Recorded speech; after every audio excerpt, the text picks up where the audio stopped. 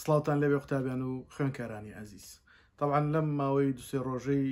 پێشوە پرسیارێکی زۆرمان لەسەر چەند بەشێک بۆ ئاهات بە تایبەتی بەشی تەلارسازی لە پەیمانگە کاتێک کە ئەوائیلە بێ ئایا ئەچێتەوە تەلارسازی لە هەندەسە یاخود ناچێتەوە. طبعا ئێمە لەبەرەوەی ڕێبەری 2022-23مان لەلا بوو بەپێی ئەو ڕێبەرە ناچێتەوە، بەڵام لەبەروی پرسیارەکان زۆر بوون محاولەمان کرد توانیمان الحەمدولیلا ڕێبەری 2023-2024 پەیدا بکەین کە هی ساڵی پارە الحەمدولیلا توانیمان گۆڕانکاریەکان ببینین. بۆیە لەسەر داوای هەندێک لەو بەڕێزانش کە پەیوەندیان پێوە کرده بووین بڕیارماندا ئەم کورتە ڤیددیۆیە بۆیەوە حازر بکەین. چەند بەشێکی نوێ هاتۆتە ئاراوە کە جێگەکانیان وەرگرتنیان وەکو ئەوائیلەکان لە شوێنەکان، بۆی هیوادارین ئەم ڤیددیۆیی کە بۆ ئەوەی بەڕێز ئامادەمان کردووە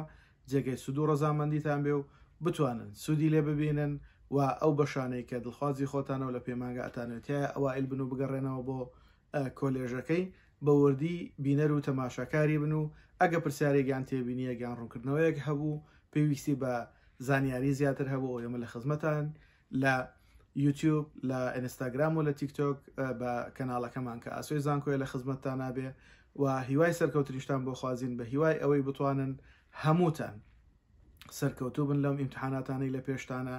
و دڵخوازی خۆتان ئەو بەشەی کە